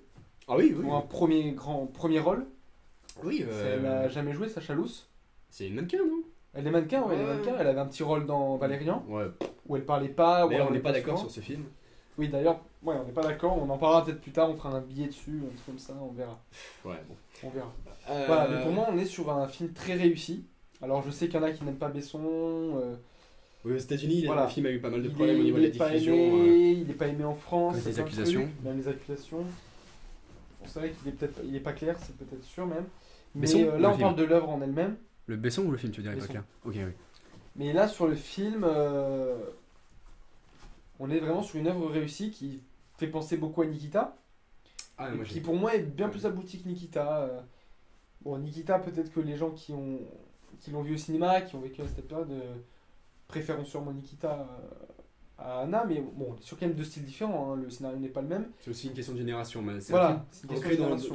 chaque film est ancré Là, dans une mais époque, là, on tu est vois. sur une très belle réalisation, et sur un film quand même qui est déjà assez long, parce que je crois que le tournage est démarré il y a déjà 2 ans, qui a demandé beaucoup de travail. Pas un très gros budget d'ailleurs de Besson. Aucune idée, mais 30 millions d'après C'est Google. ça, hein, 30 millions, c'est pas un très gros budget pour Besson. Le tournage, tu veux savoir? Sachant que Valérian Ça rien du tout. tapait facilement dans les 200 millions. Oula, Valérian, oh oui! Tapait facilement dans les 200 Valérian, mais oui, parce qu'il Donc avait on pas n'est fait pas sur un gros budget. il avait fait et un style, donc voilà. il avait pas développé une franchement- caméra ou je sais pas quoi. Développé un mode de tournage pour Si, Valérian, ouais, un il avait truc très 3D ou je sais plus ouais, quoi. ouais. 3D réaliste, je sais plus comment ils appelaient C'est ça. ça. Il avait développé un truc. Mais bon, pour moi, Anna est vraiment très très bien réussi. Valérian, 2 secondes. On est sur un très beau film. Ah oui, oui, mais moi j'ai vraiment. Après, moi, On retrouve souvent. D'ailleurs, Eric Serra. Souvent dans ce genre de film, c'est. Oui, oh putain, 226 millions. Budget de Ça. Valérian. Et là, en plus, dans Anna, on retrouve Eric Serra. Donc, on a une BO Et, incroyablement belle. Second rôle, second Oui. premier rôle, Luke Evans. Luke Evans, c'est Cillian Murphy aussi. Ah oui, moi j'ai jamais compris si on disait Cillian Murphy aussi. Oui, bon. Sinon, il y a. Comment s'appelle cette excellente actrice qui joue d'ailleurs aussi dans Hobbs & Shaw que j'ai cité, qui joue la russe là. Hélène Mirren. Hélène Mirren, ouais, Hélène merci. Mirren, grande actrice qui a eu Oscarisé, ouais. Ah non, mais elle joue très bien. Bon, Ouais. là, elle joue peut-être même mieux que dans Hobbs & Shaw, parce qu'elle a un petit Oui, rôle ouais. de. Non, là, un beau rôle, un rôle sympa. Luke Evans joue très bien, je trouve. Murphy a un rôle plus. C'est une seule caractéristique de personnage, Ouais. moins dans les nuances. Ouais, c'est ça. Mais bon, il joue bien quand même. Mais alors, c'est surtout qu'en fait, on connaît la qualité de l'acteur, donc on va pas dire qu'il joue C'est mal. ça. Il joue bien, mais c'est que le personnage est moins développé en profondeur. Il y a- Voilà, le personnage est simple. C'est vraiment Voilà. Sacha Louz qui est très développé, qui est bien, Ah non, bien mais travaillé. c'est pas qu'elle a 2 traits de personnage. Elle en Oui, a, je sais pas combien. voilà, c'est voilà, impressionnant. C'est impressionnant. C'est impressionnant, Et mais franchement, c'est pour aussi un au niveau premier de la rôle au timeline cinéma, que c'est. ouais. C'est ça. C'est intéressant au C'est niveau bien du. travaillé. Est-ce que après le film repose principalement sur ça, mais Avec un petit fort accord que Monsieur Garcia m'a fait remarquer quand on était dans la salle, ils ont les RER du ouais, actuel, je crois, un truc comme bien ça. à non l'heure actuelle, ça c'est pas gênant. Alors que ça se passe en 80, je sais plus Ouais. combien. C'est pas gênant, mais ça titille. C'est marrant quoi. Voilà. Voilà. Voilà. Non mais moi vraiment très bon film alors que justement j'étais vraiment déçu du dernier Besson. Chaque fois comme Homecoming, très bonne appréciation, j'ai vraiment aimé le film, je suis déçu sur le suivant. Valérian, j'étais très déçu, j'ai vraiment adoré le suivant, tu vois quand tu pars sur avec des attentes assez basses, souvent t'es... Pour moi, Valérian est une très très belle réussite. Pour moi, c'est une Ouais. très très belle réussite. Moi j'ai trouvé l'histoire Tant relativement nulle. plastiquement, tant dans la réalisation Plastique. que l'histoire. Ouais, ok, c'est bien fait, mais moi vraiment je me suis emmerdé, tu vois. Je trouvais ça.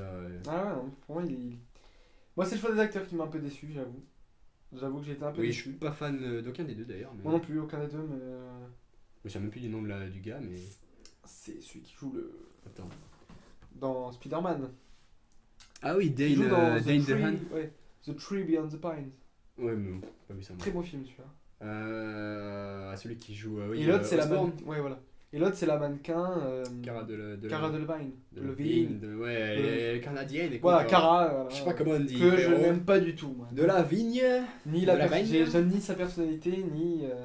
Après, la personnalité, je t'avoue qu'il y a des acteurs que j'aime pas trop. Voilà. Personnalité, parce que. on perd- Après, elle joue bien. Mais qui joue Elle bien. joue bien.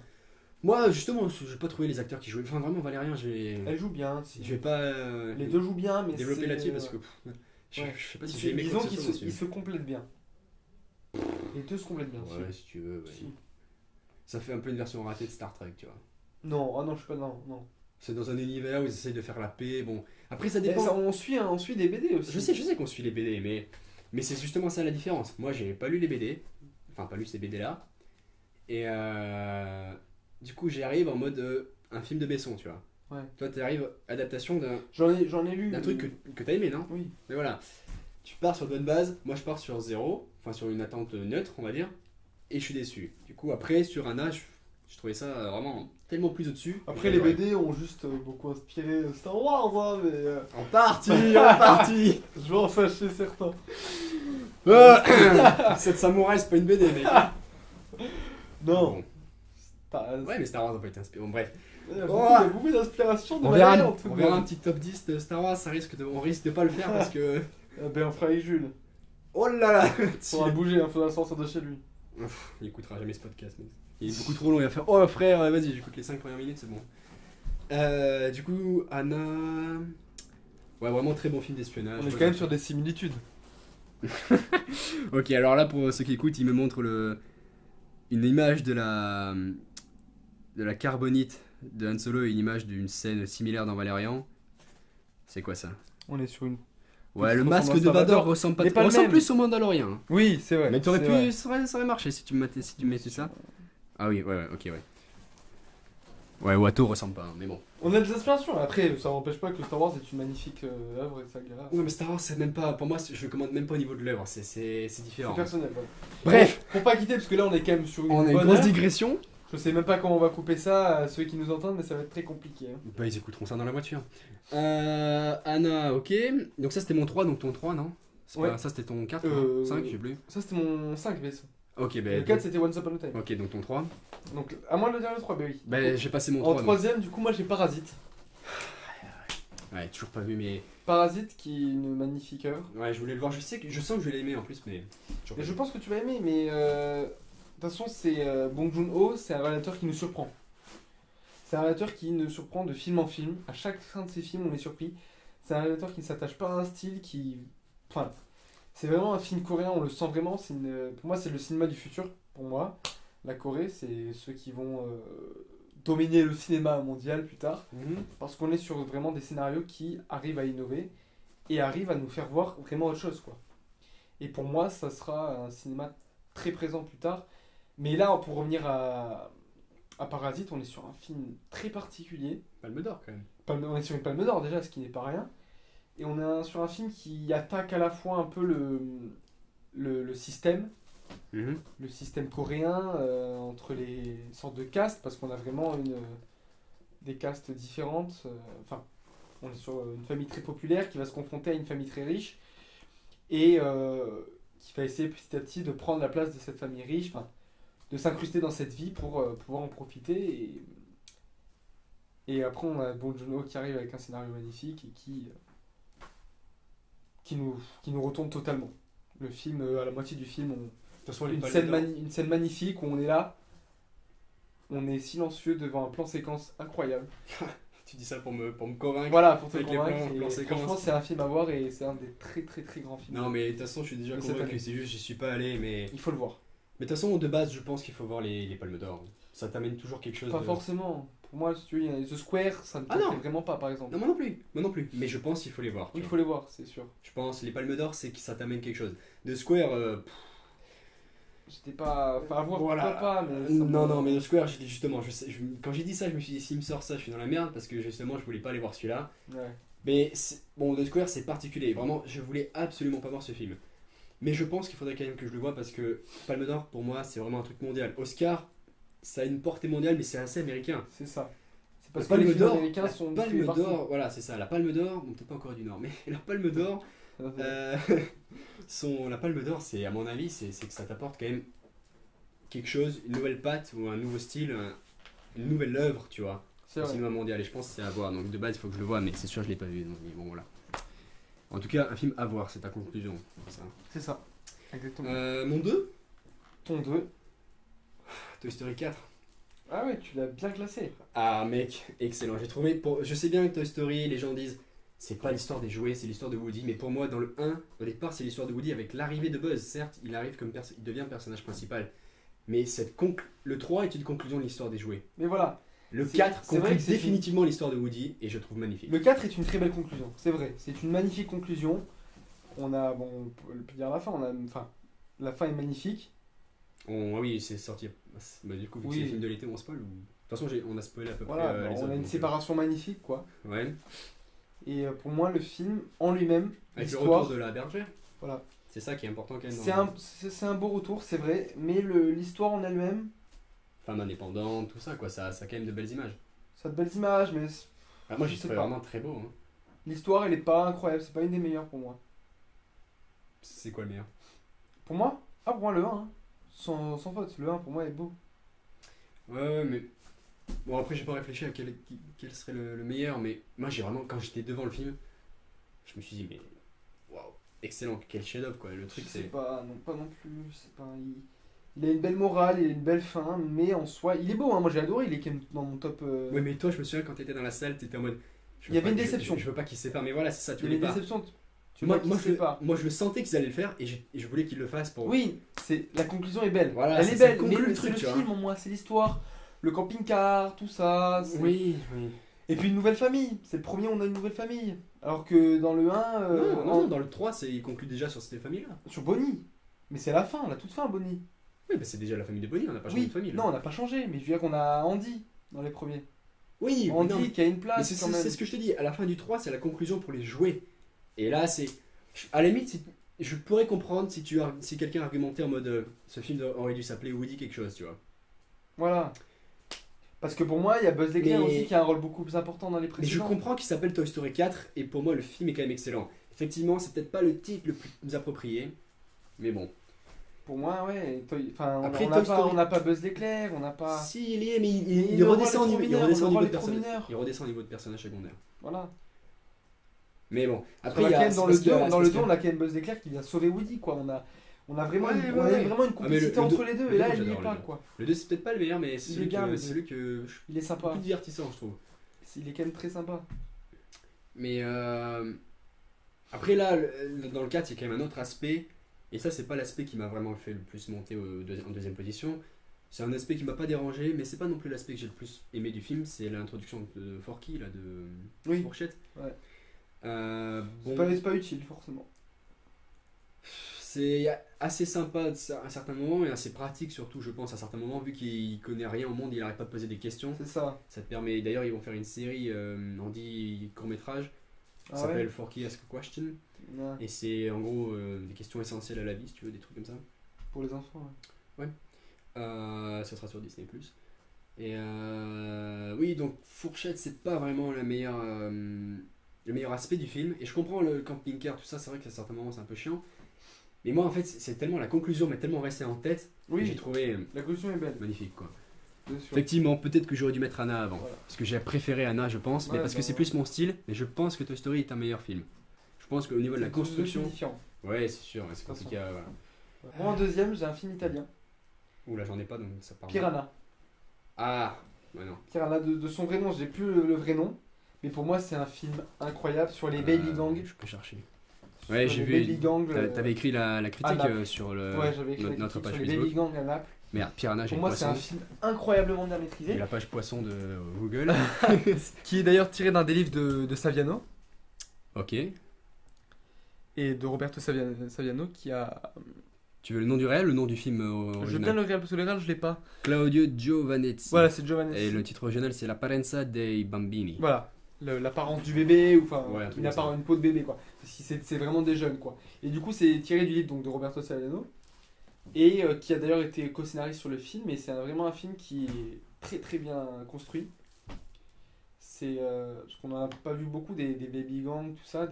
C'est incroyablement bien fait.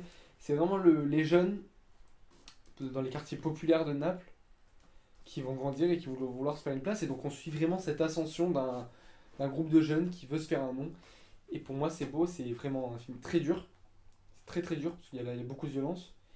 Mais aussi beau, avec une histoire d'amour, peut-être un film un peu cliché, mais un très beau film. En tout cas, ça reste un film cliché qui passe deuxième dans ton classement, c'est que le cliché t'a pas gêné quoi. En gros, c'est le cliché, c'est la mafia, tu as un peu ce style, mais en même temps c'est. Le parrain quoi. C'est un cliché réaliste, parce que c'est la vision que se font ces jeunes sur ce milieu-là. Ok, je comprends. Un milieu de luxure. C'est pas un cliché dans le sens péjoratif du terme. Non, tu vois. Voilà. Okay. C'est vraiment un côté réaliste et le film pour moi est incroyablement bien réalisé. Très très beau. Voilà. Et un autre film à voir, ça Piranha et Parasite. Voilà. Et voilà, écoute, j'ai pas grand chose à dire à part peut-être qu'est-ce qui t'a le plus poussé à voir ce film, tu vois.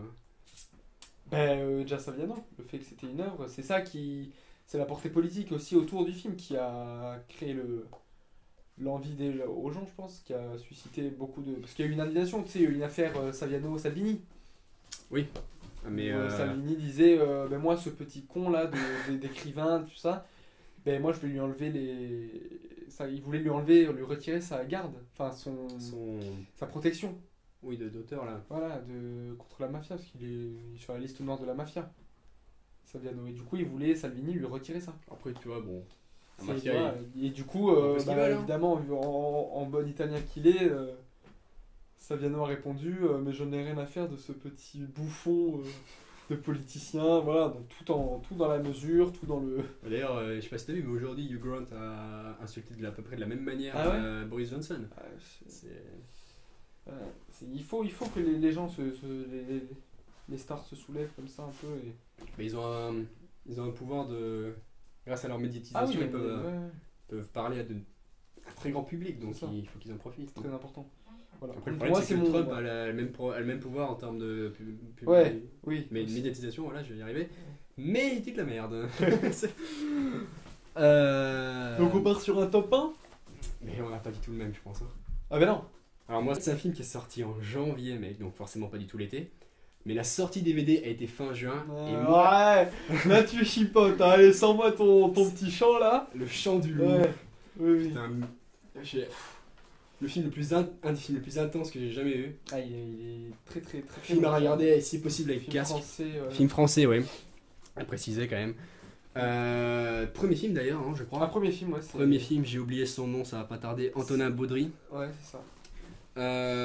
Film de 11 millions, budget. Beau budget pour un film français. Ouais. Ah non, excusez-moi, je me suis trompé de ligne. 20 millions de budget et 11 millions de box-office. Voilà, c'est dommage. Bon, du coup, ouais, c'est bon. C'est ça les films français souvent, mais c'est un peu dommage. Ouais. Mais en tout cas, quoi qu'il en soit, c'est l'histoire d'une jeune oreille d'or. Une oreille d'or, c'est les gars dans les sous-marins qui, je pense qu'ils ont l'oreille parfaite, mais qui sont chargés d'écouter les sons et de les interpréter. Alors il y a ceux qui sont chargés de notifier les sons avec leur... Il y a ce métier-là. Et les oreilles d'or, c'est pas vraiment un métier, c'est parce qu'ils ont un don. Ils se basent sur l'ouïe. Voilà, ils n'ont pas besoin des instruments et ils se basent que sur l'ouïe. Et c'est-à-dire que si il contredit les gars qui se basent sur les instruments, en général le commandant ou le capitaine de bord lui fait confiance parce que c'est vraiment un don. Et donc on suit ce gars et le film a quand même certains aspects relativement réalistes dans le monde actuel. Sans rien spoiler, il y a quand même une histoire de terroriste. Ouais. Mais bon, évidemment, c'est réalisme à demi-réaliste parce qu'on n'en est pas non plus à ce niveau de terrorisme-là. Oui. Mais au final, les terroristes ne sont qu'une excuse. Et on en vient à une intrigue franco-française.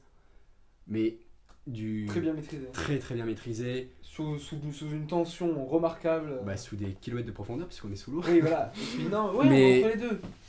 Oui, la surface avec Kassovitz qui essaie de gérer. Non, Kassovitz descend après. Oui, parce qu'il y a Mathieu Kassovitz qui joue ils essaient de gérer une situation, mais on a un très beau casting.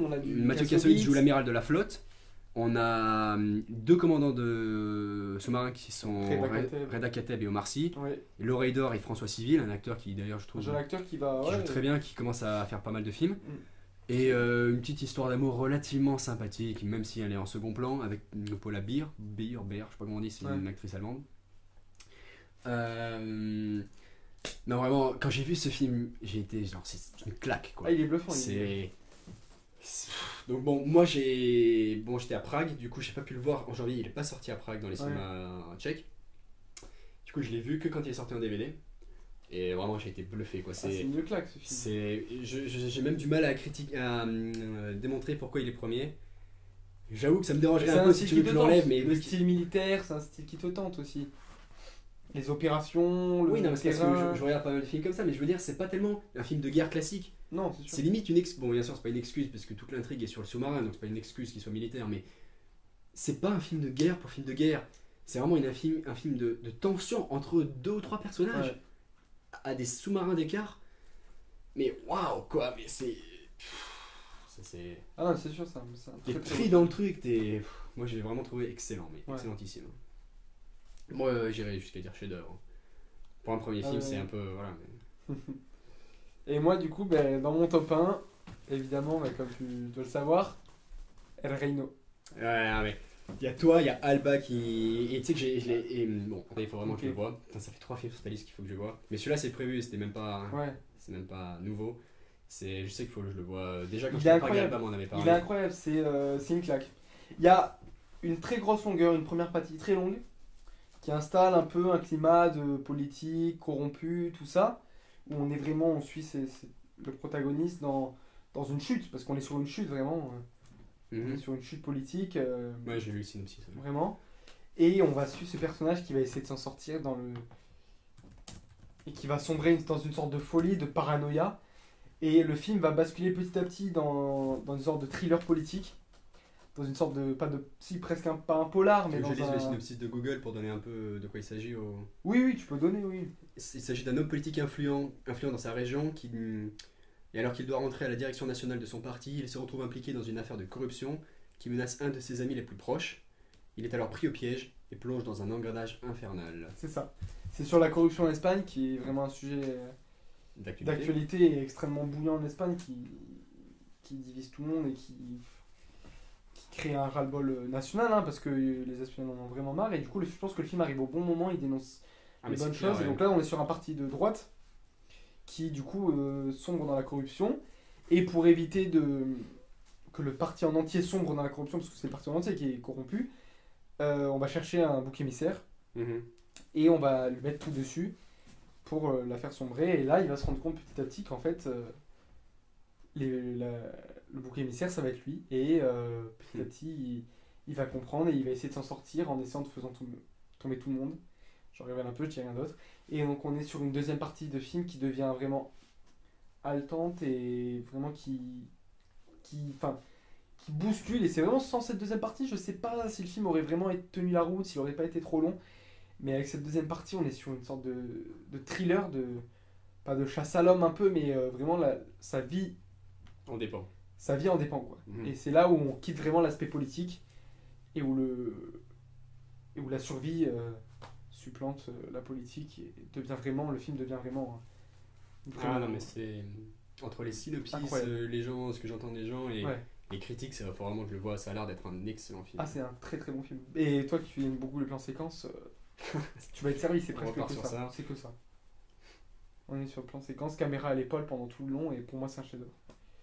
Ce réalisateur, c'est hyper jeune, la trentaine, un très grand réalisateur. Je regarde ça ce soir. Le réalisateur, on a mentionné les autres, on va peut-être le mentionner, il s'appelle Rodrigo Sorogoyen.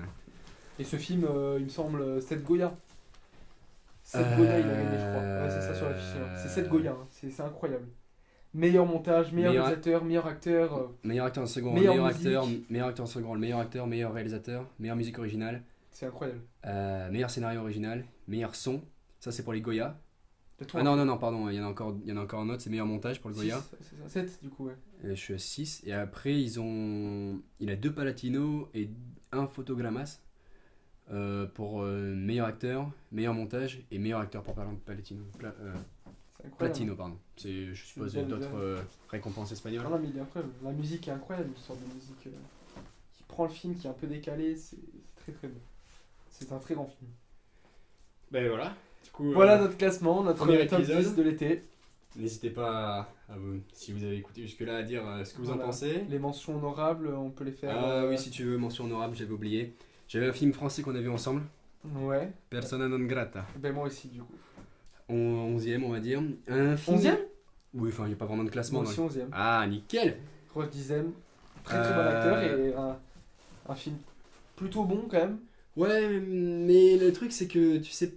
Un peu ambigu, voilà, on va dire. Le but se perd un peu. Voilà. La visée du film se. On est sur une sorte d'un début polar, un peu tension, et la fin un peu. Il aurait tout à fait pu passer 10e. Hein. Moi, c'était vraiment. Oui, ça se joue à rien. Le top 5 est serré. Après, c'est bon. Voilà. Mais en tout cas, on a hâte de retrouver cet acteur, Roche 10e là. Qui est réel aussi. Ouais, qui réalise très bien. Dans le film qui s'est sorti ce mercredi, ou mercredi dernier, il me semble, dans Roubaix une lumière, de Desplechin. Pas vu. Ouais. Qui, à mon avis, va être un très très bon film et qui va prendre du classement aussi, celui-là. D'accord. Et les deux autres, donc techniquement 12 et 13, même s'ils ne sont pas classés, c'est deux films qui n'avaient pas vraiment de chance d'atteindre le classement, à part si j'en avais pas 10, tu vois. C'est parce que c'est pas vraiment des films, c'est pas mon style de film, si tu veux, mais j'étais agréablement surpris. Premier, c'est Crawl, pas vraiment film d'horreur ou de stress, moi c'est pas trop mon truc, mais j'ai trouvé bien réalisé, même s'ils avaient un petit budget. Et les jumpscares assez efficaces, bien dans le style quoi. Ok. Mais après, je sais pas mon truc, donc je peux pas vraiment parler de film d'horreur. Mais d'après ce que j'ai entendu dire des gens qui s'y connaissent dans ce genre de film là, il est aussi très bien pour même les spécialistes. Donc Ouais. bon, apparemment C'est c'est un bon l'actrice qui film. joue dans Le Labyrinthe, c'est ça? Ouais, Kaya Ouais. Scodelario. Et le 13e, c'est c'est un Disney, c'est une des dernières adaptations des classiques Disney. C'est pas le Roi Lion parce que c'est un plan pour plan assez chiant, même si c'est très joli. Mais vous pouvez regarder un documentaire Ouais, c'est ça. National Geographic, quoi, par qui parle. C'est Aladdin parce que j'ai été agréablement surpris Ouais. par cette adaptation qui est une légère modification. Si tu veux, c'est pas en mode Mulan où ils changent, ils enlèvent les musiques, ils enlèvent les dragons. C'est vraiment un film de guerre, Ouais. réaliste. C'est léger comme adaptation. La plupart du film, c'est juste le même que l'original. C'est pas du plan pour plan, ça qui est bien. Les acteurs jouent bien. J'ai trouvé très bien l'actrice Naomi Scott. Will Smith est agréable comme d'habitude souvent. Et malheureusement, j'ai oublié le nom de l'acteur principal, mais qui joue très bien aussi le rôle d'Aladin. 2 secondes, je vais retrouver son nom. Comment il s'appelle? Un nom indien, non? Mena Massoud. Ouais. Et c'est pas du... Oui, enfin Massoud, Oui, c'est le commandant Massoud, il était d'Afghanistan. Ouais, mais- c'est pas loin. Géographiquement. Asie de l'Ouest. Voilà. Mais oui, donc ce film j'ai été agréablement surpris parce que, encore une fois, un remake des classiques Disney, je Ouais. m'attendais pas à un grand truc. Et oui, honnêtement, il est pas mauvais, il Ouais. est pas mal. Mais bon, il avait pas vraiment de chance de passer dans le top 10. Personne sûr. non grata était vraiment le seul qui était limite, tu vois. Si c'était un top 11, il y aurait été, tu vois. En moment 12, les Godzilla 2, Roi des monstres. Ouais. Alors c'est clair qu'on n'est pas sur un scénario incroyable. Ah non, ça c'est sûr. On est très loin. Il y avait moyen parce qu'il y a une. Et moi, tu vois, le premier, les gens ont critiqué, ils ont dit ouais, c'est un film Godzilla, on n'a pas assez de monstres, c'est trop sur le développement des personnages. Moi, j'ai bien aimé ça. Ouais, mais le 2, il y a un côté très sympa, c'est une sorte de groupe terroriste qui veut se réapproprier les monstres. Ça aurait pu Et marcher. de l'écoterrorisme qui Voilà, veut détruire la c'est ça, planète pour sauver la l'écoterrorisme, planète. voilà. Qui veut détruire l'espèce humaine pour sauver la C'est planète. totalement un peu fou, un mindfuck, peu hein. mal fait, mais ça tient la route comme ça peut, on va dire. Mais on a des scènes juste d'effets spéciaux de monstres juste incroyables. Monstrueux. On est ouais, voilà, des monstres monstrueux. On est sur une réalisation Non, c'est d'effets vrai. spéciaux parfaite. Et puis on a évidemment C'est vrai, mais bon. une incroyable actrice, Millie Bobby Brown, qui est incroyable, voilà, très grande actrice. Ouais, c'est ça. Mais sinon, il y a l'actrice de. Merde, comment s'appelle cette actrice? Oui. Sally Hawkins. Ouais. Non, l'actrice de La Forme de l'eau là. Putain. Non. Si elle joue dedans, elle a un tout petit Voilà. rôle. Mais c'est ça, elle a un rôle relativement Ouais. principal Oui. ou alors important dans les rôles secondaires dans le premier film, et elle y est aussi. Et il y a un bloc de glace qui lui tombe dessus au Ouais, elle second crève. plan Elle crève dans un ce coup. film, en mode on s'en bat les couilles, excusez-moi pour le terme. Elle est mais un peu dans le 1, dans le 2, ils sont dit oh, elle est là, on en a trop. Ils en parlent même pas de sa mort. Juste, Ah oui, ils s'en elle est morte. Par contre, la mort de Ken Watanabe là. Ouais. Le Oui, ça s'appelle le déjà, Jap ça. là. Ouais, le Jap là. Comment il s'appelle ce. Japonais. Docteur Serizawa, un truc comme ça. Kurosawa, je crois. Non, ça c'est. Non, ouais, c'est le réalisateur ça, de c'est- Pétition Non, Finale. je crois que c'est Serizawa ou Sirizawa, un truc Ah comme ouais, ça. peut-être. Bon, peu importe. Bon, voilà. En gros, c'est pas un grand film, mais juste de très beaux plans. Et franchement, à voir au cinéma, c'était plutôt Ah agréable. non, mais ça j'ai rien à dire, il est Sur très le très grand beau. écran, ça faisait. Mais déçu quoi. Oui, bah de toute façon, moi je m'attendais pas non plus à un grand truc, hein. J'ai envie de te dire. Non mais regarde, Hobbs and Shaw, je m'attendais pas à un grand truc et j'ai été servi. Godzilla, je sais pas, je m'attendais à autre chose. Pour moi, il y avait trop de combats. Enfin, ouais, forcément, c'est un film de monstres, mais Ouais. je sais pas, j'ai été. À la limite, même moins, autant de combats, mais une histoire qui tient plus la route, peut-être que je l'aurais. Parce que c'est vrai que visuellement, il est bien meilleur que tout un tas de films qui sont dans mon classement. Il est exceptionnel visuellement, mais bon. C'est sûr que ça suffit pas, il faut Voilà, une base c'est- scénaristique comme solide. Ouais. Voilà. Et t'en avais pas un 13ème? Et si, et mon 13ème c'est Dark Phoenix. Ok, alors moi, avant de le voir, enfin vraiment, il se faisait déglinguer par les critiques. Du coup, encore une fois, j'avais des attentes hyper basses et j'ai été agréablement surpris. Mais pas agréablement surpris en mode. Quel film déjà j'ai été agréablement. Voilà, Rocketman. Ouais. Non, agréablement surpris en mode il est passable quoi. Ouais, il est Il est- convenable, mais il apporte rien. Il passe, Pour moi, c'est- il passe même pas peut-être le top 20. Enfin, je sais pas s'il y en avait 20 dans l'été, mais Pour moi, je sais pas où ils vont aller plus tard, si jamais Ils arrêtent James les- McAvoy, tout ça, c'est fini pour eux. ils arrêtent les X-Men, la Fox, ouais, ils arrêtent les X-Men. Bah, pour moi, c'est une mauvaise conclusion pour James McAvoy et. Bah, ça fait. Les deux derniers films sont. Bon, Apocalypse, c'était encore plus à chier. Apocalypse, pour moi, c'était une belle conclusion. Apocalypse, c'est à Non, chier, pour mais moi, nul à chier. Apocalypse, c'est très très bien réalisé, très. Pour moi, il est très bon. C'est un très bon film. Dark Phoenix, c'est correct, quoi, mais sans plus. C'est correct, c'est une. C'est correct pour un C'est film inutile. de Milieu de tableau, quoi, c'est pas une conclusion. Bon. Il est inutile pour moi. Oui. Il est inutile. Après, les X-Men, j'ai jamais été à fond dedans, mais bon. Voilà, faut aimer les X-Men, c'est sûr. Voilà. Mais First Class, j'avais bien aimé. Des Autres Futurs Pas, c'était très bon aussi. Ouais. Apocalypse, très très nul. Ah non, mais je suis pas d'accord. Pour moi, c'est un très très bon film de la saga X-Men. Mais... Aïe aïe aïe. Bon. On va peut-être pas parler des films X-Men de manière voilà, on va peut-être développée. Mais bon, voilà, donc c'était notre classement de l'été qui évidemment va s'agrandir étant donné que nous ne sommes que fin août et que. Après l'été, techniquement, il s'arrête. Ouais, ok, en la septembre. rentrée, oui. Mais logiquement, on espère faire de temps en temps un podcast comme ça. Bon, vu que c'est un format assez long, peut-être une fois par mois. Si ça vous plaît, une fois par mois, dites-le nous. Même si ça vous plaît, je pense qu'on n'en fera pas plus d'une fois par mois parce que... Jamais on a des retours. Oui, peut-être si jamais on a des retours, mais le truc c'est que ça risque d'être compliqué après quand on bosse tous les deux. Ouais. Mais voilà, c'était pour voir ce que vous en pensez. En tout cas, nous on s'est bien marré. Voilà, c'était sympa. C'était sympa et du coup, passez une bonne journée si vous écoutez ça en journée ou une bonne soirée. Voilà, au revoir à tous. Allez, merci.